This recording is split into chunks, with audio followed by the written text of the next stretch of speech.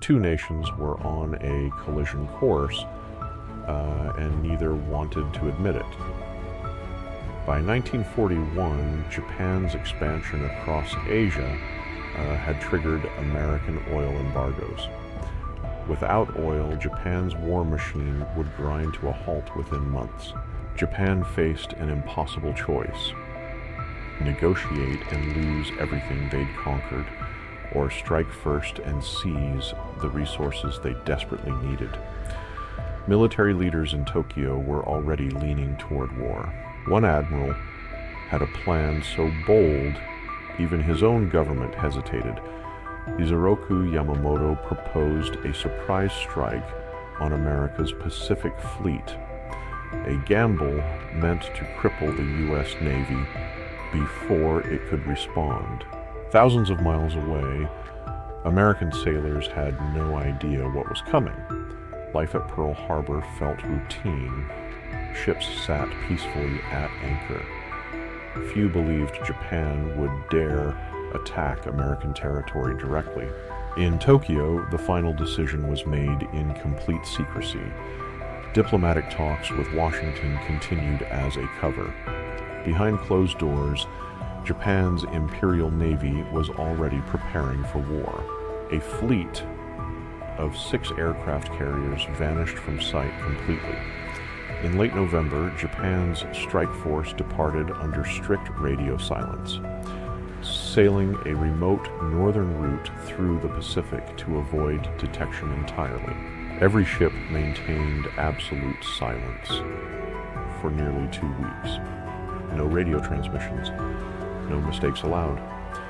If American intelligence detected the fleet even once, the entire surprise attack would collapse instantly on board. Pilots studied a scale model of their target obsessively. Every ship, every hangar, every anchorage at Pearl Harbor had been memorized. Nothing was left to chance in this operation. As the fleet crossed the Pacific, tension aboard the ships grew. Sailors wrote final letters home. Pilots reviewed their attack routes again and again, knowing failure meant catastrophe for Japan's entire war strategy. By December 6th, the fleet was just north of Hawaii, completely undetected. American forces had no idea an armada was approaching. The following morning would change history forever. At 6:45 a.m., an American ship fired the first shots of the war. And almost no one noticed. The USS Ward sank a Japanese midget submarine near the harbor entrance. The report was delayed reaching command. Minutes later, radar operators spotted something enormous approaching. A massive formation of aircraft appeared on their screens, heading directly toward Oahu. It should have triggered immediate alarm. Instead, the warning was dismissed in seconds. A young lieutenant assumed the blips were incoming American B-17 bombers from California. No alert was ever sounded across the base. Meanwhile, Japan's first wave of aircraft was already closing in. 183 planes flew low over the ocean, engines roaring, pilots silently rehearsing their targets one final time before the attack began. By 7:49 a.m., the order was given. The Japanese commander radioed the signal to attack. Within minutes, the peaceful Sunday morning at Pearl Harbor would become a scene of complete devastation. At 7:55 a.m., the first bombs fell without warning. Japanese dive bombers struck the airfields first, destroying American aircraft before they ever had a chance to take off and defend the harbor.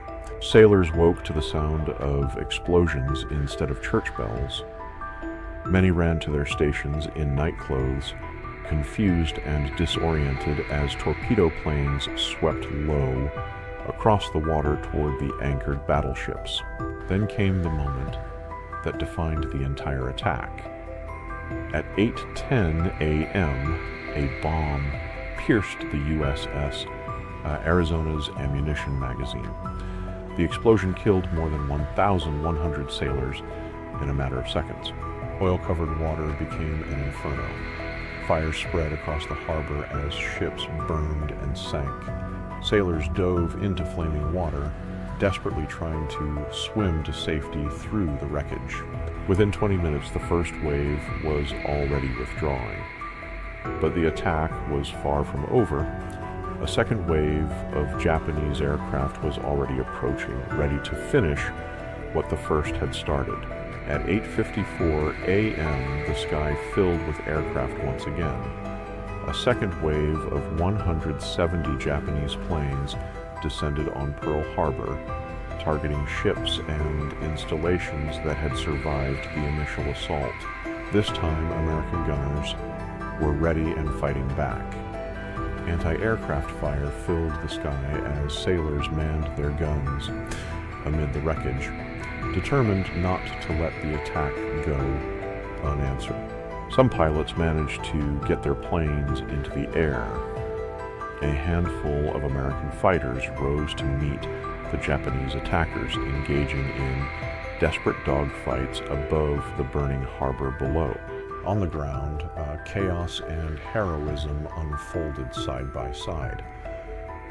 Medics rushed through fire and smoke to reach wounded sailors, while others worked frantically to save ships from sinking completely. By 10 a.m., the Japanese planes turned back toward their carriers. The attack was over. Behind them, they left a harbor engulfed in smoke, fire, and unimaginable devastation. When the smoke cleared, the scale of the disaster became clear. 8 battleships damaged or sunk, over 300 aircraft destroyed, more than 2,400 Americans killed in less than 2 hours.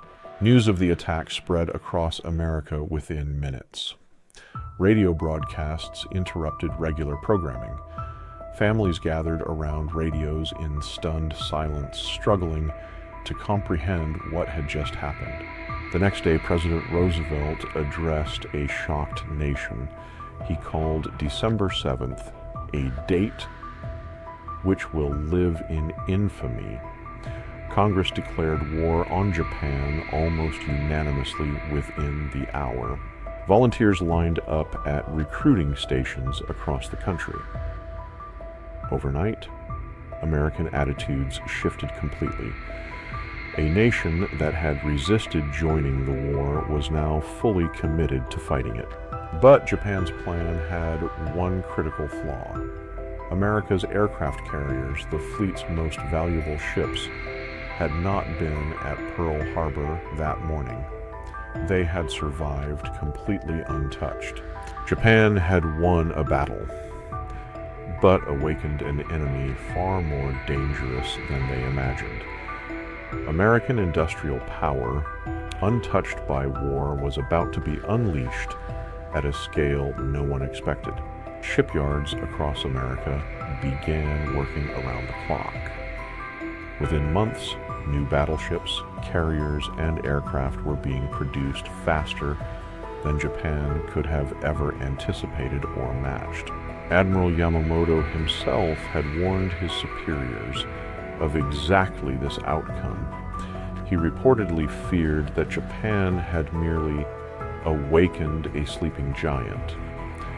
A giant with resources Japan could never hope to match. Within 6 months, American carriers would strike back decisively.